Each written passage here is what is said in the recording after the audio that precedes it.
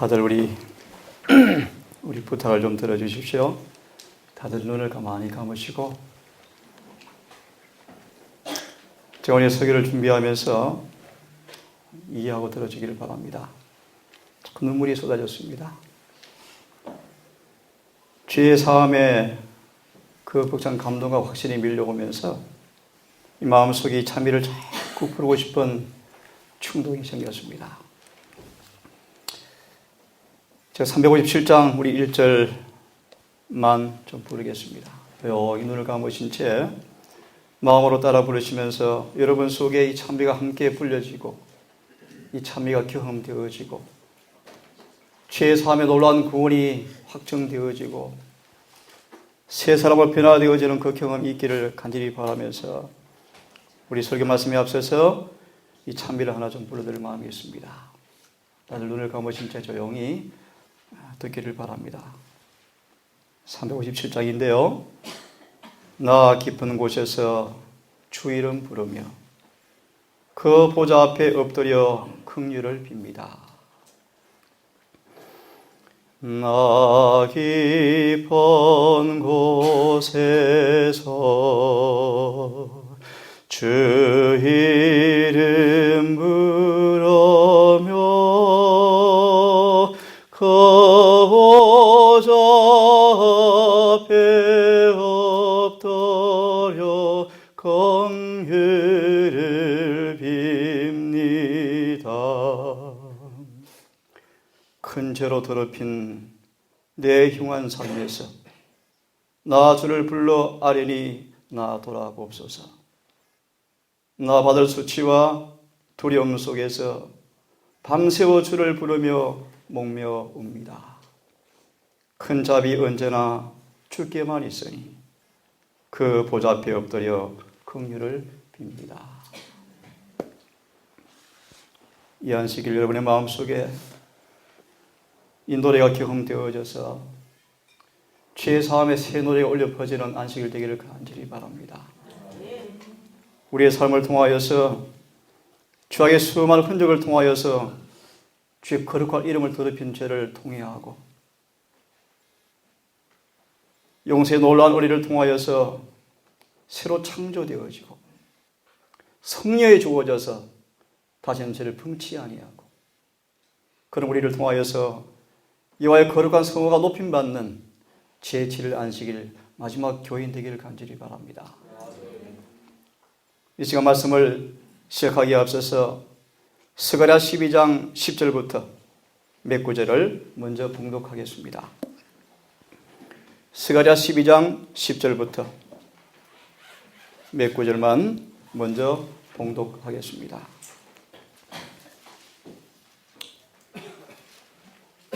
(12장 10절을) 읽겠습니다.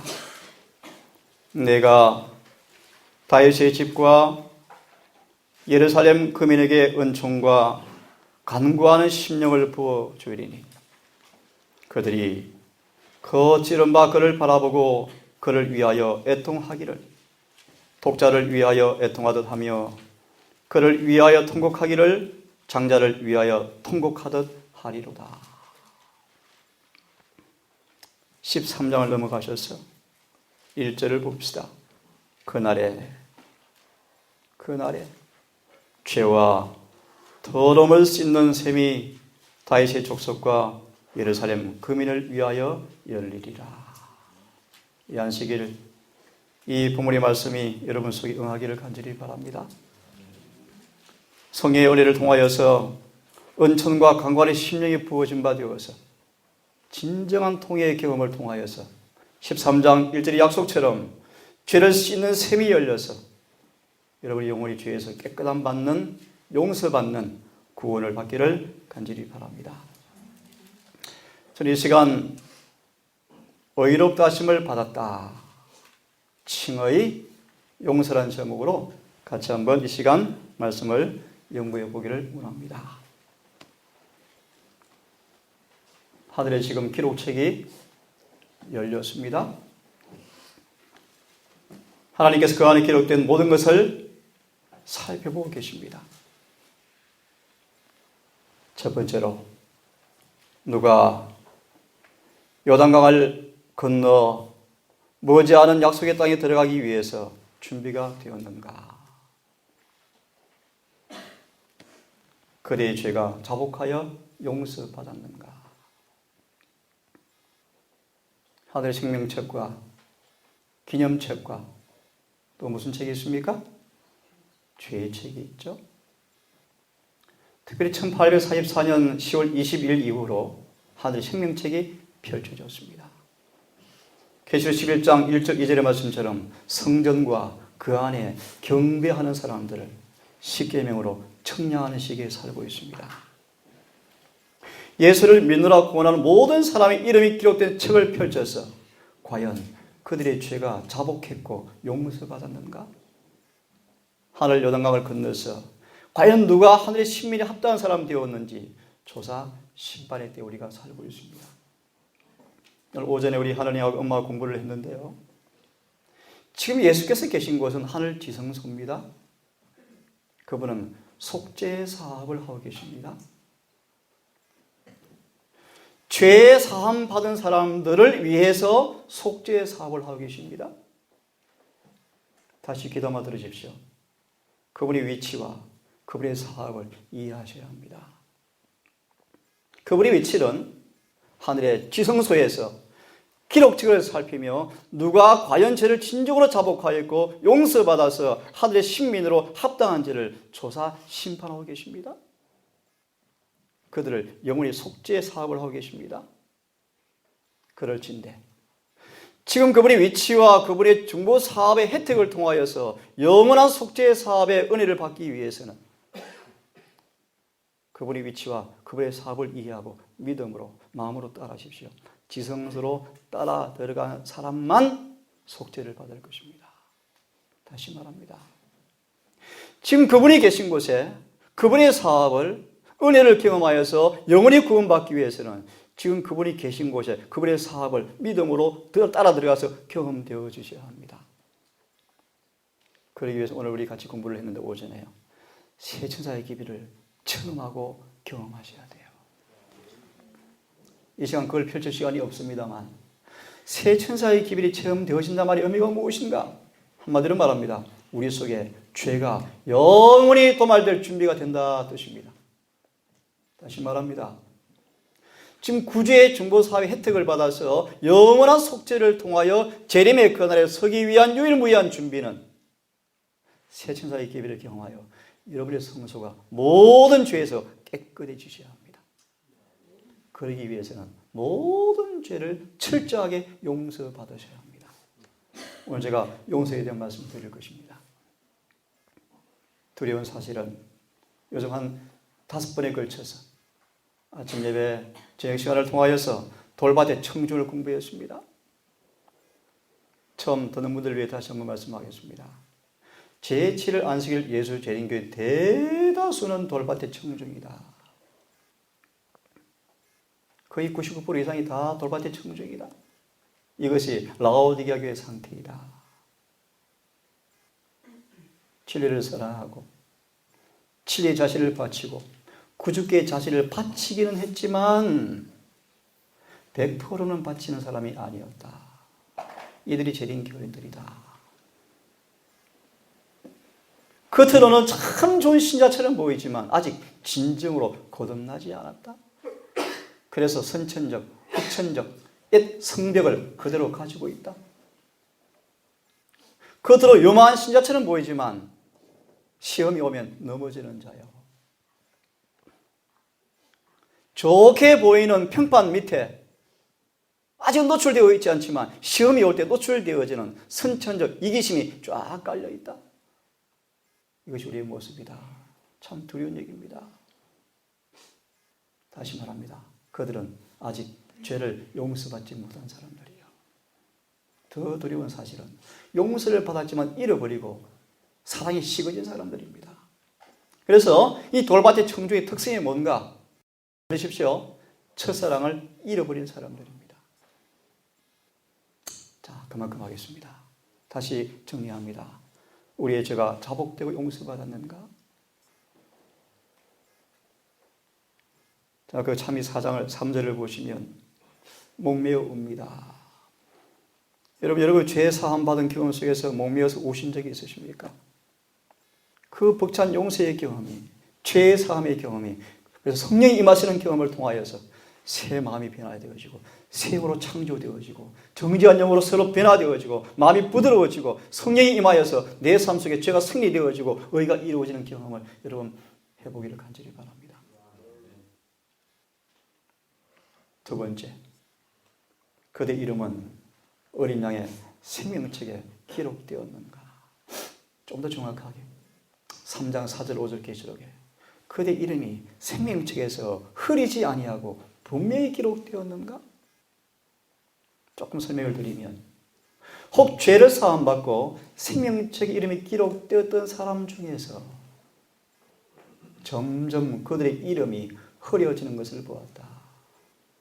종래 그들이 회개하지 않은 채 죄를 남겨둔다면 종래에는 그들의 이름이 생명책에서도 지워질 것이다. 그러므로 한 번 구원은 영원한 구원이 아닙니다, 여러분. 베드로전서 1장을 보시면 주님 오실 때 주실 영원한 구원을 위해서 지금 믿음으로 능력을 통해서 보호를 받고 계셔야 합니다. 다시요. 그대 이름이 어린 양의 생명책에 기록되어 있는가? 계속 남겨둘 것인가? 어린 양의 생명책 이름이 계속 남겨둘 사람들은 그들의 죄가 어린 양의 보혈의 피에 씻어서 희게 된 사람만 남을 것입니다. 계시록 3장 3절 4절 5절을 보시면 사대에 있어 그 옷을 지켜 더럽히지 않은 자 몇 명이 내게 있어. 얼마가 있다고요? 몇 명이 있다. 영어로 a few men. 참 적은 숫자다. 화이트보이는 말씀하시기를, 성령은 말씀하시기를 참 적은 숫자다. 이 적은 수에 누가 포함될 것인가? 주님은 모두가 죄 사함 받을 수 있는 준비를 다 해놓으셨습니다. 우리 구원을 위해서 준비해 놓지 않은 것이 아무것도 없습니다. 아무리 타락한 창녀일지라도, 탕자일지라도, 불량자일지라도, 깡패일지라도 주님의 은혜를 통해서 죄를 용서받고 변화되어서 구원받을 준비를 다 해놓으셨습니다. 문제는 여러분들입니다. 아침에 보셨죠? 돌밭의 청중, 길가, 가시떨기는 우리의 선택의 몫이다. 우리의 마음밭이 길가와 가시떨기와 돌밭에 머물러 있는 한 구원이 없습니다. 하지만 이 상태에 머물러 있을 필요가 없다. 좋은 땅이 되어서 진리가 우리 마음에 임하는 즉시로 싹을 내고 자라서 열매 맺는 사람이 될 수 있다. 이것은 우리의 몫이다. 우리의 선택에 달려있다. 그 부분을 지금 다루지 않습니다. 아주 엄숙한 질문입니다. 자복하고 용서받았는가? 그대 이름이 생명책에 계속 이름이 남겨둘 만한 사람 되었는가? 너무 중요한 말씀드립니다. 하나님의 성령의 은혜를 구하시고 아주 예민한 양심과 명철한 지성을 가지시고 이 말씀을 청종하시고 들으시고 온 마음을 붙드시기를 바랍니다. 그대는 복된 주님의 얼굴을 바라보고 이는 우리 하나님이시라 우리가 그를 기다렸으니 그가 우리를 구원하시리로다. 이는 여호와시라 우리가 그를 기다렸으니 우리는 그 구원을 기뻐하며 즐거워하리로다 라고 말할 준비가 되었는가? 이 준비가 된 사람들을 베드로서 3장에서는 잘 설명합니다.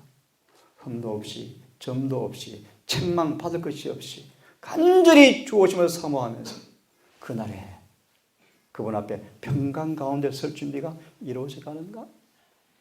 하나 첨부하겠습니다. 성경을 의역하시고 왜곡하지 마십시오. 있는 그대로 믿으십시오. 성경 말합니다. 흠도 없고 점도 없는 사람만 그날에 선도합니다. 여러분 어렵습니까? 오늘 그 비결을 말씀드리겠습니다. 내일 아침도 말씀을 드리겠습니다. 미리 말씀을 드립니다. 믿음으로 말미암아 의를 경험하셔야 돼요. 풀이합니다. 예수님이 내 전부가 되셔야 돼요. 쉽게 풀이해드린 것입니다. 그분의 모든 성격이, 모든 성정이, 모든 인격이, 그분의 모든 생각이, 그분의 모든 마음이 내 마음, 내 생각이 되셔야 돼요. 이걸 가리켜서 한마디로 하나가 된다 뜻입니다. 하나가 된다. 그러기 위한 비결은 하나밖에 없습니다. 자아가 완전히 죽는 것입니다. 이것이 복음의 결론입니다. 결론. 자, 차차 말씀드리기로 하겠습니다. 그래서 계시록은 그렇게 말씀하십니다. 귀에 있는 자는 성령이 교회들에게 하시는 말씀을 들을지어다. 같이 읽겠습니다. 시작. 이기는 그에게는 내가 감추었던 만나를 주고 또 흰 돌을 줄 터인데 그 돌 위에 새 이름을 기록한 것이 있나니 받는 자 밖에는 그 이름을 알 사람이 없느니라. 분명히 말합니다. 이기는 사람에게만 흰 돌이 주어집니다. 이기는 사람에게 새 이름이 주어집니다.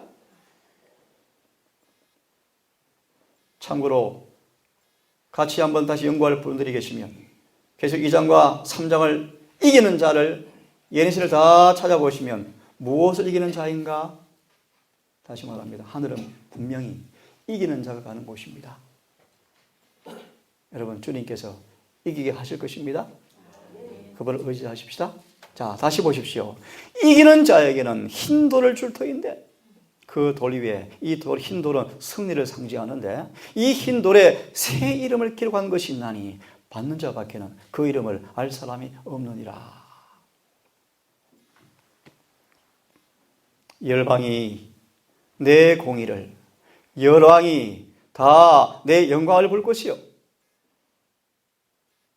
너는 여호와의 입으로 정하실 새 이름으로 일컬음이 될 것이며, 이걸 미리 말씀을 드리면 늦은 빛 성령을 받은 사람들의 모습을 표상합니다.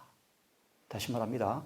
저와 여러분들이 늦은 빛을 받게 되었을 때 사람들이 여러분에게서 뭘 보겠다고요? 여호와의 새 이름, 그분의 영광, 그분의 공의를, 그분의 품성을 보겠다는 것입니다. 너는 또 여호와의 손에 아름다운 면류관, 내 하나님의 손에 왕관이 될 것이라. 다시는 너를 버려온 자라 칭하지 아니하며 다시는 내 땅을 황무지라 칭하지 아니하고 너를 헵시바라 하며 내 땅을 뿔라라 하리니 이는 여호와께서 너를 기뻐할 것이며 내 땅이 결혼한 바가 될 것입니다. 기쁨, 행복, 그런 의미입니다. 히브리어로. 같이 한번 읽어보겠습니까? 시작. 그리스도의 생애의 아름다움을 내가 묘사할 수 있으면 좋으련만 인생의 아침부터 시작하여 자연의 법칙과 하나님의 법칙의 지배를 받으면서 그리스도인들은 끊임없이 전진하고 향상한다. 그는 생명의 면류관과 받는 자 밖에는 그 이름을 알 사람이 없는 새 이름이 그를 기다리고 있는 그의 하늘 집으로 날마다 가까이 나아간다. 그의 행복과 성결과 가치는 끊임없이 자라난다. 매해 그의 진보는 그 전해의 진보를 상회한다. 한마디로 말합니다. 이런 비를 매 시간 받고 있습니까? 예, 이런 사람들 앞에 장차 늦은 비를 통하여서 마지막 구원을 완성하시고 그들이 하늘 도성에 들어갈 때 그때 그들에게 뭐가 주어진다고요? 비로소 그들이 알 터인데 새 이름이 주어질 것인데 그날을 위해서 우리는 끊임없이 전진하고 향상한다.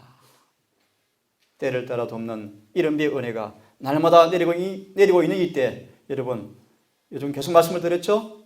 이른비를 지금 날마다 받으셔야 합니다. 날마다 받으셔야 돼요. 날마다 영적 진보를 경험하셔야 돼요. 한 예를 듭시다. 시험과 유혹에서 이런 경험들을 자꾸 해보셔야 돼요.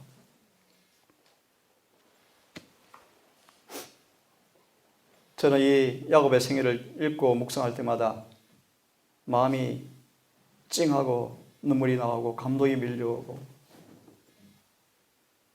내 죄사함의 그 은혜를 노래하고 싶은 충동이 막 생기는 이 본문의 말씀이에요. 주님이 야곱의 죄를 용서해 주셨습니다. 야곱은 용서받았다는 증거로 그의 이름이 그가 범한 죄를 생각나게 하는 이름으로부터 그의 승리를 기념하는 이름으로 바뀌었다. 천사는 내 이름을 다시는 야곱 대신 들어앉는 자라고 칭하지 아니하고 부를 것이 아니요 이스라엘이라 부를 것이니 이는 내가 하나님과 사람으로 더불어 겨루어 이기었습니다. 여러분, 새 이름 받을 준비가 되어 가십니까?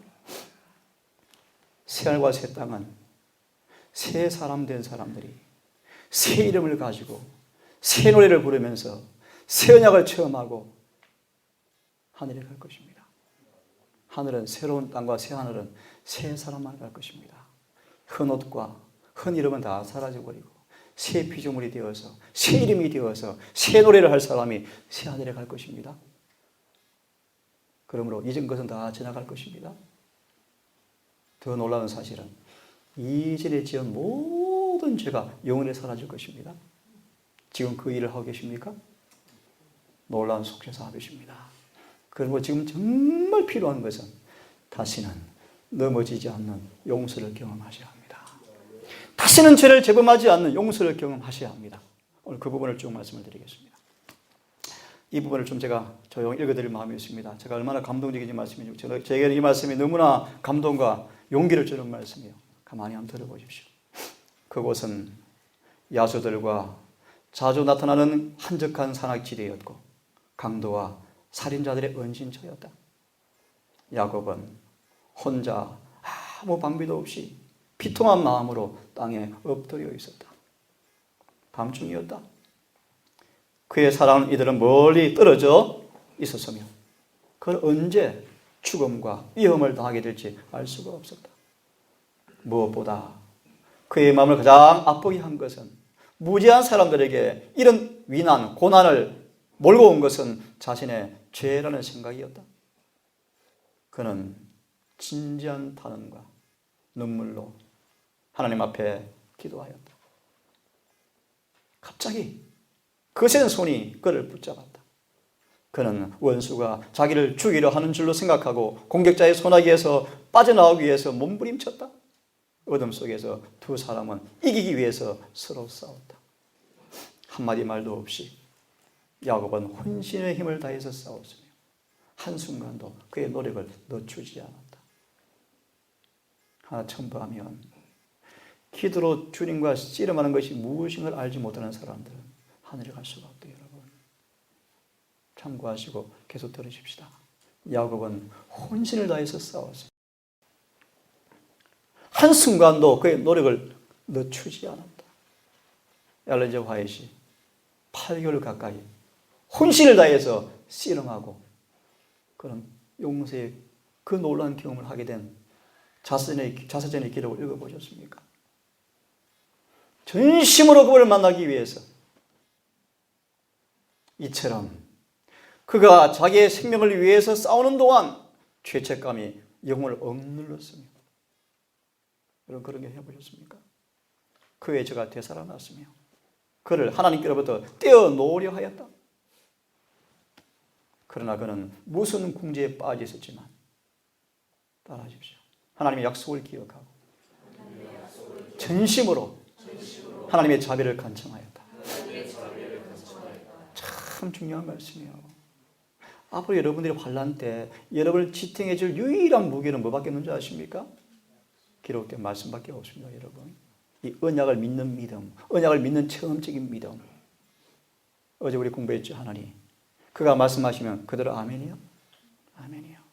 참고로 여러분 그분께서 흠도 점도 없이 평강 가운데 서라라고 한 말씀은 말씀 그대로입니다. 그 약속을 믿으시고 그 약속이 내 속에서 응할 때까지 기도로 씨름하시고 그분께 자신을 바쳐보세요. 반드시 그분께서 여러분들을 언약을 이루어 주실 것입니다. 하지만 오늘날 교회 안에 거짓 과학이 들어왔습니다. 거짓 과학 무엇입니까? 죄는 이길 수 없는 것처럼 완전한 승리가 불가능한 것처럼 아무리 몸부림쳐도 죄를 승리하는 것은 불가능한 것처럼 그래서 신학은 이렇게 저는 배웁니다. 칭의로 구원이 완성되어지고 성화는 구원의 조건이 아닌 것처럼 가르쳐주고 있죠. 지금 교회가 가짜입니다. 가짜. 반드시 성화되셔야 하늘에 갈 수가 있습니다. 다시 말합니다.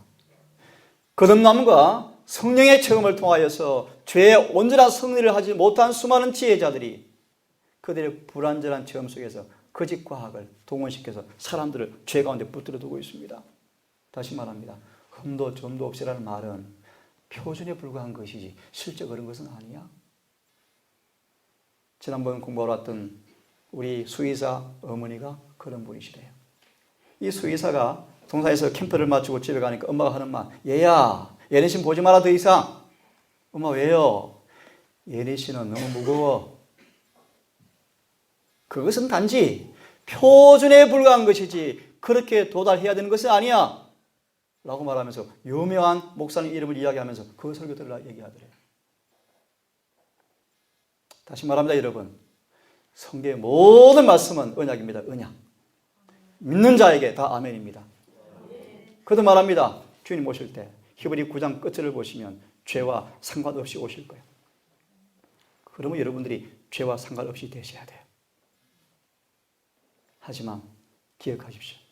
여러분이 진심으로 원하시면 그분께서 여러분들을 그렇게 만들어 주겠다고 언약하셨습니다. 그걸 믿으시고 이 말씀처럼 약속을 기억하고 진심으로 하나님의 자비를 간청하였다. 투쟁은 거의 동틀 때까지 계속되었는데 그때 그 이상한 사람이 그의 손가락으로 야곱의 환도뼈에 대자 그가 곧 절개되었다.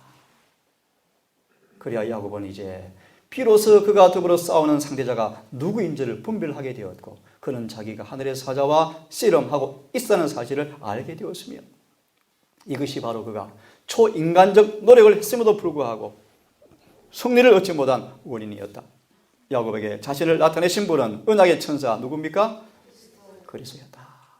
야곱은 이제 불구자가 되었고 격심한 고통을 느꼈지만 그가 잡고 있는 것을 놓으려 하지 않았다. 온전히 통회하고 상한 심령으로 천사에게 매여 달렸다. 축복을 탄원하면서 울며 그에게 간구하였다. 그는 자기가 죄가 용서받았다는 보증을 받아야 하였다. 육체적 고통도 이러한 그의 목적을 단념시킬 수가 없었다. 그의 결심은 점점 강하여지고 그의 신앙은 더욱더 열렬해져서 마지막 순간까지 참고 견디었다. 천사는 그에게 빠져나가려고 애를 쓰며 말하기를 날이 시리하니 나를 가게 하라고 재촉하였다. 그러나 야곱은 당신이 내게 축복하지 아니하면 가게 하지 아니하겠습니다 라고 대답하였다. 만일 이 말이 자만하고 외람된 자신감에서 나왔다면 야곱은 즉시 죽임을 당했을 것이었다. 그러나 그의 신념은 자기 자신의 가치겠습니다. 무가참을 고백하면서 언약을 지키시는 하나님의 신실하심을 믿는 믿음의 사람이 보여주는 그러한 확신이었다.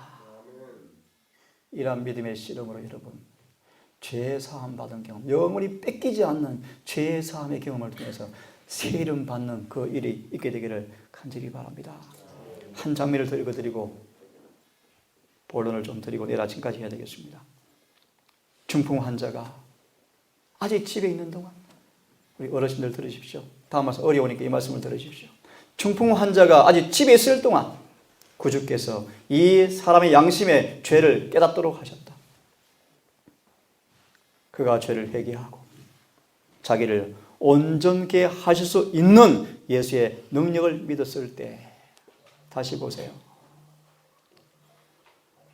걸을 수 없는, 설 수가 없는 중풍병자가 죄책감 속에서 병의 질고 속에서 사망의 골짜기로 달려가는 아무도 막을 수 없는, 멈출 수 없는, 누구도 막아줄 수 없는 그 죄인에게 주님께서 친구를 통하여 복음을 전파합니다. 그때 이 병자의 마음속에 죄를 깨닫습니다. 죄를 깨닫습니다. 그 다음 성령께서 그에게 말하기를, 그에게 역사하기를 죄를 회개하고 자기를 온전케 하실 수 있는 예수의 능력을 믿었을 때, 이걸 다르게 설명해 드리면 인자의 살과 피를 먹고 마신다 뜻입니다. 요한복음 6장을 보시면 인자의 살과 피를 먹고 마시지 아니하면 뭐가 없다고 말씀하시나요? 생명이 없다. 이 말씀을 풀이해서 말하기를 죄를 회개하고 죄 사함 받을 뿐 아니라 우리를 온전케 해주시는 예수의 능력을 믿었을 때 구주의 생명을 주시는 자비하심이 먼저 그 갈망하는 심령에게 복을 주셨다. 예수께서는 최초의 희미한 믿음의 빛이 예수가 죄인에게 도움을 줄 수 있는 유일한 분이라는 믿음으로 자라나는 것을 주시하셨으며, 뭐가 자랐습니까? 믿음이. 야곱이 아까 하나님과 뭐 했습니까? 씨름. 이걸 조금 더 다르게 설명을 드리면 믿음이 연단되어서 완전히 자랐다 뜻이. 불순물이 전혀 섞이지 아니하는 환경과 시간과 감정을 초월해버리는 믿음, 절대적인 믿음, 100% 신뢰하는 믿음, 온 마음으로 주님께 다 내어 맡기는 믿음, 죽으면 죽으라는 심령으로 말씀을 굳게 붙드는 그 믿음의 경지에 가게 되었을 때 야곱이 하나님께 언약을 받게 되어지고 이루어지게 되고 이름이 바뀌었습니까? 말씀 보세요. 중풍병자가 그렇게 되어질 때 믿음이 자라나는 걸 주시하였으며 믿음이 예수 앞에 나오고자 노력할 때마다 더욱 강하게 자라나는 것을 보았다. 이제 구주께서는 환자의 귀에 음악과 같이 들리는 말씀으로 소자야 안심하라 네 죄사함을 받았느니라. 그 다음 말씀 보세요. 절망의 짐이 병자의 심령에서 떠나버리고 용서의 평강이 그의 마음에 임하고 그의 용모를 환히 비추었다. 육체의 고통이 사라지고 온몸은 변화되었다. 어찌할 수 없던 중풍 형제가 나음을 받은 것이다. 죄인이 용서를 받은 것이다. 그는 단순한 믿음으로 예수의 말씀을 새 생명의 은혜로 받아들였다. 그는 더 이상 요청하지 않고 행복한 침묵 속에 누워 있었다. 말로 표현하기에 너무나 행복하였다. 하늘의 빛이 그의 용모를 비추었으며 사람들은 두려운 마음으로 이 광경을 바라보았다. 야곱과 중풍병자가 뭘 받았습니까? 죄를 용서받았습니다. 자, 이제 보십시다. 같이 읽어보겠습니다. 시작. 허물의 사함을 얻고 그 죄의 가림을 받는 자는 복이 있도다. 누가 한 노래입니까? 누가 한 새 노래입니까? 살인과 간음을 범한 정말 용서받을 수 없는 다윗이 용서를 받았습니다. 그 용서받은 다윗이 용서의 노래입니다. 용서의 노래. 용서받은 노래입니다. 허물의 사함을 얻고 그 죄의 가림을 받는 자가 복이 있도다. 영원히 다윗의 죄가 성경에 기록되었고 사람들의 평판 속에서 다윗의 죄는 기록되었지만 하나님께서는 그의 죄를 가려버렸습니다. 용서해 주셨습니다. 여러분 얼마나 감사합니까? 정말 저는 두려울 때가 정말 많았습니다. 저의 죄가 얼마나 많은지 그분 앞에 그대로 공개되어지면 어찌 있는 것을 것인가? 어떻게 부끄러워서 설 수 있을 것인가? 하지만 오늘도 아까 서두에 말씀을 드렸지만 주님께서 저의 죄를 용서해 주셨어요. 용서의 확정을 주시고 보정을 주시고 성령으로 역사하시고 날마다 은혜를 주신 것을 정말 감사합니다. 여러분 경험 속에도 이 다윗처럼 마음에 간사가 없고 여호와께 정죄를 당치 않는 자는 복이 있도다. 내가 토설지 아니할 때 종이를 신은 마음으로 내 뼈가 수하였도다. 주의 손이 주야로 나를 누르시오니 내 진액이 화하여 여름 가물에 마른같이 되었나이다. 내가 이르기를 내 허물을 여호와께 자복하리라 하고 주께 내 죄를 아뢰고 내 죄악을 숨기지 아니하였더니 주께서 내 죄악을 사하셨나이다. 같이 읽겠습니다. 시작. 이로 인하여 무릇 경건한 자는 주를 만날 기회를 타서 주께 기도할지라. 진실로 홍수가 범람할지라도 저에게 미치지 못하리로다. 주는 나의 은신처에 오니 환난에서 나를 보호하시고 구원의 노래로 나를 애우시리이다. 아멘. 자, 같이 한번 읽어볼까요? 시작. 그분은 그들이 잃어버린 바 되고 멸망할 수밖에 없는 상태를 느낄 때 그들의 도움이 되기 주 위에서 오셨다. 아멘입니까? 죄의 무게로 같이 시작. 죄의 무게로 피곤하고 지친 그대로 그들은 그분을 찾아왔다. 그분은 그들의 죄와 허물의 짐을 벗겨주시고 슬픔과 탄식을 제거해 주시고 그들의 애정의 흐름을 완전히 바꾸어 주셨다. 그들은 한때 사랑했던 것을 이제 미워하고 미워했던 것을 이제 사랑한다. 자, 조금 더 하고 마무리하겠습니다. 용서한다는 것은 많은 사람이 생각하는 것보다 더 넓은 의미를 가지고 있다. 그리스도께서 용서하신 방법으로 용서를 받는 것은 그것은 용서받을 뿐만 아니라 우리 마음이 영으로 거듭남을 의미한다. 용서한다는 것은 많은 사람들이 생각하는 것보다 더 넓은 의미를 가지고 있다. 하나님께서 널리 용서하시리라 라는 약속을 주시면서 마치 그 약속의 뜻이 우리가 이해할 수 있는 것보다 훨씬 더 높은 것처럼 이렇게 말씀하신다 라고 말씀하시면서 넘어가시고요. 같이 읽겠습니다. 시작. 하나님의 용서는 시작. 하나님의 용서는 단순히 우리를 정죄해서 면하게 해주는 사법적 행위가 아니다. 그것은 죄를 뿐 아니라 죄로부터 완전히 돌아서게 한다. 우리 신학 교재에 보시면, 신학과 교재에 보시면 칭의, 사법적 조치라고 딱 가리키는데 거짓입니다. 거짓. 그렇지 않아요. 칭의는 사법적 조치가 아닙니다. 칭의는 주관적 경험이요, 내 안에 체험되어지는 경험이요, 정죄해서 면제해 주는 사법적 조치에 끝나는 것이 아니라 죄를 용서하시고 죄로부터 돌아서게 만들어 줘버립니다. 계속 같이 읽습니다. 마음을 시작. 마음을 변화시키는 것은 구원하는 사랑의 표현이다. 다윗은 하나님이여 내 속에 정한 마음을 창조하시고 내 안에 정죄한 영을 새롭게 하소서라고 기도했을 때 용서의 참 뜻을 깨달았다. 용서가 무엇이라고요? 새로운 피조물로 만들어버리는 거예요.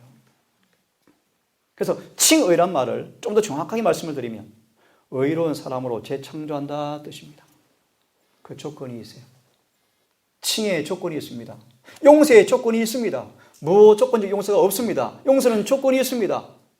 하나만 말씀드리면 우리의 의지를, 우리의 마음을 남김없이 100% 십자가 밑에 굴복시키는 지점까지 가실 때 용서를 받습니다. 로마서로 말씀드리면 예수와 함께 죽고 장사되셔야 합니다. 어설프게 죽으시면 돌밭의 청중입니다. 완전히 죽으셔야 합니다. 그때 용서가 주어집니다. 어떻게 용서가 무조건이 용서 어디 있습니까? 뭐하는 사랑이 감동을 주고 회개를 주을 때 반응하고 응하여서 마음과 의지를 굴복하고 죄를 고백하고 자백하고 온 마음을 다해서 예수와 함께 죽기로 자청하고 의지를 다 바쳐 쓸 때 비로소 우리에게 죄 사함의 은혜가 오는 것임을 잊지 마시길 바랍니다. 돌밭의 청중 상태에서 머무르지 맙시다. 때가 얼마 남지 않았습니다. 하나님 공부했죠. 히브리 10장에서 푸른 간, 영원히 제사가 그칠 것입니다. 무슨 뜻입니까? 다시는 죄를 위한 제물이 없을 터인데, 대전학원을 보시면 사단은 예수의 중보와 그분의 피의 효력이 없을 때까지 재림교인을 속이겠다. 무슨 뜻인지 아시겠습니까? 그분의 피의 효능이 이제 끝날 때까지. 무슨 뜻입니까? 중보를 마치고 지성소에서 나오는 그 시간까지 재림교인들을 죄에서 못 떠나게 속이겠다, 그런 뜻이에요. 여러분, 성령을 간절히 구하십시오. 성령이 임하지 아니하면, 성령이 여러분에서 역사하지 아니하면 미안합니다. 바보처럼 살다가 죽을 거예요. 죄를 지면서도 죄인지 모르게 살고 죽을 거예요. 교회를 다니고 안식일을 지키고 헌금을 하고 전도지를 부릴지라도 죽을 거예요.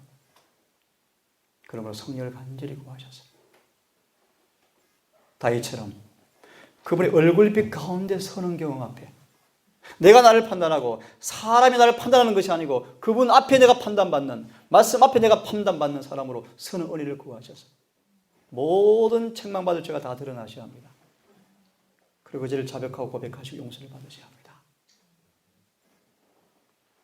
그는 다시 동에서에서 먼 것 같이 우리 죄가를 우리에게서 멀리 옮기셨으며 라고 말한다. 또 같이 읽겠습니다. 시작.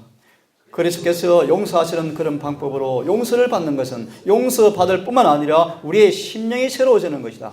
주님께서는 내가 새 마음을 너에게 주리라고 말씀하신다. 같이 읽습니다. 시작. 그리스도의 형상이 바로 마음과 가슴과 혼에 찍힌다. 뭐라고요? 용서다. 이게 칭의예요. 칭의. 죄를 테이크어웨이 가져가 버리시고 죄를 고백하고 자백하고 입으로 토해내면 그 죄를 가져가시고 그 빈자리에, 빈 마음에, 빈 생각에 깨끗이 씻으신 마음에 그분의 형상이 우리 마음과 가슴과 혼에 찍히는 것이 용서받는 거예요. 한편의 강도가 이런 경험하고 무덤에 잠들었습니다. 그럼 부활할 때 이렇게 부활시켜서 하늘에 심으면 자랄 겁니다. 자랄 것입니다. 거룩한 능력을 통해서만 이룰 수 없는 변화의 과정이 없이는 타고난 죄로 향하는 경향이 온전히 마음에 남아 새로운 사슬을 형성하게 되어지고 돌밭의 청주. 평안하고 안전할 때 신앙을 잘 합니다. 교회를 잘 다닙니다. 헌신도 합니다. 성령의 경험도 해봤습니다. 하지만 이 거룩한 능력 앞에 온전히 굴복한 지점까지 가지 못하였으므로 여전히 찢기가 남아있습니다. 찢기가. 그 지금은 모르지만 기회가 되어지면, 시험이 되어지면 드러날 찢기가 남아있습니다. 예레미야는 말하기를 마음에 남아 새로운 사슬을 형성하게 되어지고 인간의 능력으로는 도무지 깨뜨릴 수 없는 노예 상태를 부과할 것이다. 대표 주자가 누군가? 가롯 유다요, 가롯 유다. 발람이요, 발람. 게하시요, 아간이요, 사울이요, 사울. 이런 사람들은 이런 사람이었어요. 사울이 세 사람 된 경험 해봤습니까? 성령에 임해봤습니까? 하지만 그가 끝까지 자신을 성령께 내어 맡기는 일을 하지 아니하므로 사울은 구원을 받지 못했습니다. 그러나 인간은 옛 취향, 경향, 우상, 생각, 이론을 가지고서는 결코 하늘에 들어가지 못한다. 그들의 취향, 식욕, 경향이 충돌될 것이고 그의 본성적, 후천적 품성의 기질과 고통스럽게 반대될 것이기 때문이다. 돌밭의 청중은 기호에 따라 신앙하는 사람이라고 그랬죠. 기호. 원문을 보시면 본성적 경향이라고 되어 있습니다. 본성적 경향이다. 더 쉽게 말하면 육신의 본성 따라 산다는 것입니다. 갈라디아서 5장으로 말씀드리면 육체와 성령의 싸움 속에서 늘 육체에게 지는 사람을 가리켜요. 기호를 따라 사는 사람이에요. 평화로운 시에는 잘 몰라요. 시험이 올 때는 육체의 지체의 법이 나를 잡아서 죄 아래 끌고 가는다다. 오라 공부하다 외치는 사람들이에요. 이게 라오디가 교인들의 특성들이에요. 자, 한 말씀만 더 보고 내일 아침에 말씀드리겠습니다. 이 용서, 칭의, 의롭다 하시면 입혀주신 의다. 영어를 보시면 이런 뜻입니다. 그냥 입혀주는 그런 의미가 아니고 우리 마음속에 의를 부식시킨다. 우리 이거 주문을 하기 위해서 형틀을 만들어 놓고 그 형틀에 뜨거운 센 물을 부으면 그대로 적용되어집니까? 맞습니다. 그것처럼 이 입혀준다 뜻이 뭔가 우리 마음에 그분의 의가 부어진다 뜻이에요. 부어진다. 그래서 우리를 의롭다 하시는 것입니다. 교회 침례받고 천봉 침례받고 들어왔을 때 의롭다 천만의 말씀 그렇지 않습니다. 그런 침례는 수천만 받아본들 구원과 관계가 없습니다. 그런 침례 말고요. 정말 죽고 장사되어지고 내 죄가 제거되어지고 그분의 의가 내 안에 부식되어질 때 용서받았을 때 하늘의 책에 생명의 책 이름이 기록되는 것입니다. 이 부분을 우리 한두 개 보고 끝내겠습니다. 하지만 오늘 저희는 그렇게 끝내겠습니다. 그분의 입혀주시는 의를 받음으로 말미암아 성령의 변화시키는 능력을 통하여 우리는 그분과 같이 된다. 제가 지난 안식일 학교 때 했죠. 완전을 가리키면서 거룩, 기억나는 분 한번 따라해요. 거룩, 그 다음 뭐였습니까? 칭의, 의가 무엇인가? 믿음으로만의 의가 무엇인가? 성화. 내일 조금 더 하겠습니다. 그런 공부했죠? 이 칭의, 용서, 죄사함, 어렵다 하시면 뭔가? 이 의를 통해서, 이 의를 받음으로써만 성령의 변화시키는 능력을 통해서 우리가 뭐 된다? 그분과 같이 된다. 이게 요한복음 17장의 주님의 기도입니다. 아버지여, 아버지께서 주신 영광을 내게 주어서 내가 아버지와 하나가 되었사온즉 내게 주신 영광을 저들에게도 주어서 저희로 우리 안에 있게 하사 우리와 하나가 되게 하옵소서. 이 기도가 응답되었을 때 그 사람에게 늦은 비가 임해버려요. 다시 합니다. 예수님이 AD 31년 성천하시고 오순절을 열흘 앞두시고 하늘 성소 밖에서 무릎 꿇고 아버지 앞에 열흘간 전심으로 기도했습니다. 전심으로. 열흘간 전심으로 예수께서 하늘 대제사장으로 취임하기 전에 열흘 동안 열심으로 기도하신 기도가 요한복음 17장이에요. 그때 이 땅에서 제자들은 마가의 다락방에서 120명이 전심으로 기도했어요. 그 기도가 요엘서 2장이에요. 이 기도와 예수의 기도가 합해진 게 계시록 8장 3절에 보시면 많은 성도의 기도가 예수의 기도와 합하여서 아버지께 올라갈 때 오순절이 임해버렸습니다. 무슨 뜻인가? 그들이 주님과 하나가 됐다 뜻입니다. 이 동일한 일이 늦은 밑에 반복되어지는데 여러분 속에 이 입혀주신 의를 통해서 성령의 변화시키는 능력을 통해서 예수와 같이 된 사람들에게 늦은 비가 주어질 것인데 그때 영원히 구원받게 될 것입니다. 여러분 지금 우리가 늦은 비가 박수했습니다. 교회 안팎을 바라보십시오. 점점 재림교회는 파손하고 파손. 점점 타락하고 있습니다. 표준이 점점 떨어져 가고 있습니다. 두고 보십시오. 위기입니다. 위기. 주님께서 그냥 두지 않을 것입니다. 이 교회를 체질해서 이 안에 늦은 비 받을 사람들을 골라내실 것입니다. 지금 그때 우리가 서 있습니다. 하나 읽고 끝내겠습니다. 그는 우리에게 그가 악을 정하고 하나님의 창조 세계로부터 죄로 더럽혀지는 흔적을 놀라운 말씀입니다. 죄로 더럽혀지는 흔적을 지난번 공부한 기억나십니까? 구원의 깊이와 높이와 넓이를 제가 공부했죠? 구원의 깊이와 넓이와 높이를 공부했죠? 기억나십니까? 죄에 속한 행동과 영향까지 우리를 제거해 버리신다. 맞습니까? 이 놀라운 구원의 깊이와 넓이를 주는 구원을 주님이 주기 원하십니다. 단순히 죄를 사해해 주는 정도가 아니고 그 능력을 통해서 변화시키시고 특별히 죄로 더럽혀지는 흔적을 제거하기 위해서 그분의 아들을 죽는 데까지 내어주심으로 그의 사랑을 얼마쯤 이해하게 할 수 있게 하셨는데 그리고 그리스도에 입혀주시는 의, 용서 같은 단어입니다. 용서를 통하여 이런 자를 회복시키시고 그 영혼을 본래 순결함으로 성화시키시고 고상하게 하셨다. 그 다음 같이 읽습니다. 시작. 그리스도의 은혜는 죄를 사회해 주시며 사람들을 거룩한 하늘을 위해서 적합하게 하시는 한편 정결하게 하신다. 이것이 뭐다? 은혜다. 내일 아침 이어서 말씀을 드리겠습니다. 10시 반에 모시기 바랍니다. 기도하겠습니다.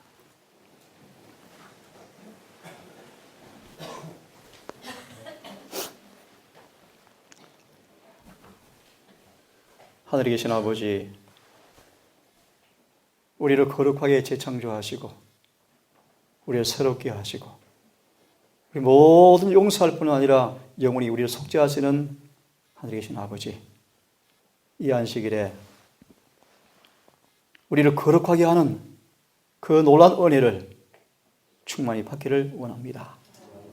그럴진데 내일 해가 지도록 이 안식일을 말씀대로 순종함으로 온 심령과 온 마음 구주께 연결되게 하시고 우리 입술의 대화와 우리 모든 관심이 진리 앞에 굴복되게 하시고 성령께서 우리의 충동과 애정을 지배해 주셔서 이 안식일에 참으로 주님과 하나가 되는 경험을 통하여 우리를 새롭게 재창조하는 안식일의 능력을 경험할 수 있도록 인도해 주시옵소서.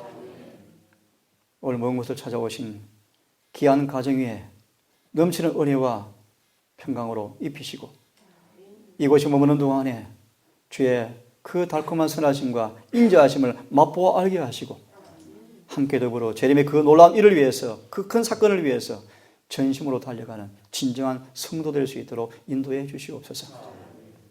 먼 곳에서 오고 있는 한 딸이 있사오니 그의 걸음을 지키시고 이곳에 안식일을 보내고 지나갈 때 그에 다시 한번 회심의 경험을 할 수 있도록 도우셔서 그의 생애가 주의 사역의 도구로 쓰임받게 인도해 주시옵소서.